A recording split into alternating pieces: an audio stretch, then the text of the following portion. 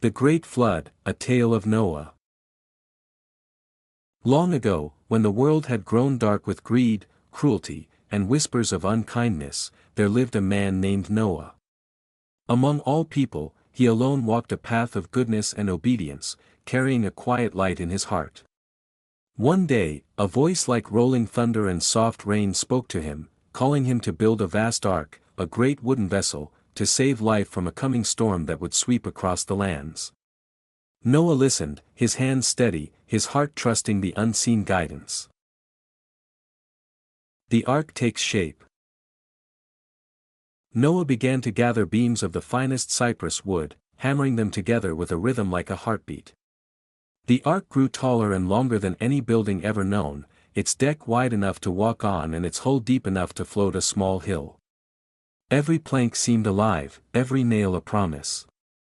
Neighbors laughed, whispering that he had gone mad, but Noah worked steadily, day after day, under the watchful eyes of stars and birds. The gathering of the creatures. As the ark grew, creatures of every shape and color began to arrive.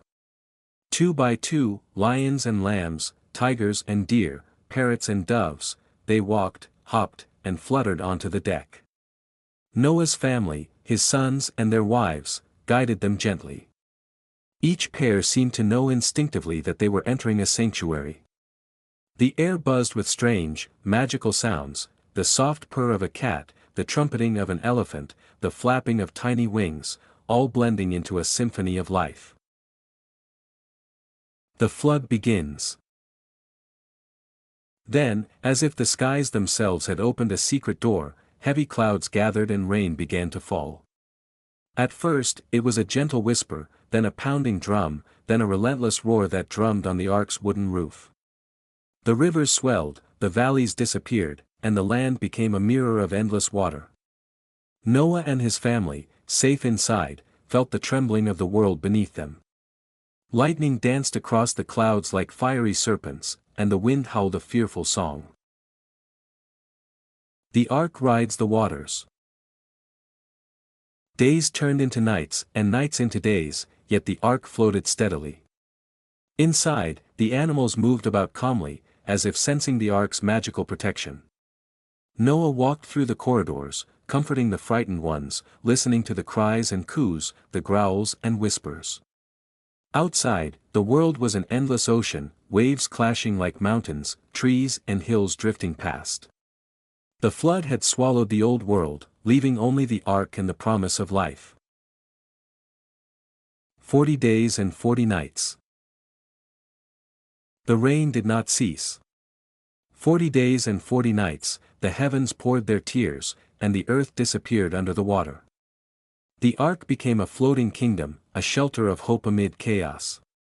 Each drop that struck the roof was a note in a cosmic symphony, reminding Noah of the world's renewal. And though the storm raged endlessly, inside the ark there was warmth, light, and the steady heartbeat of life preserved. A world washed clean. After the storm, the waters gradually receded, leaving the ark resting atop the highest mountains. Noah opened the windows, and a dove took flight, searching for dry land. Trees emerged, hills rose, and the first faint songs of birds filled the air.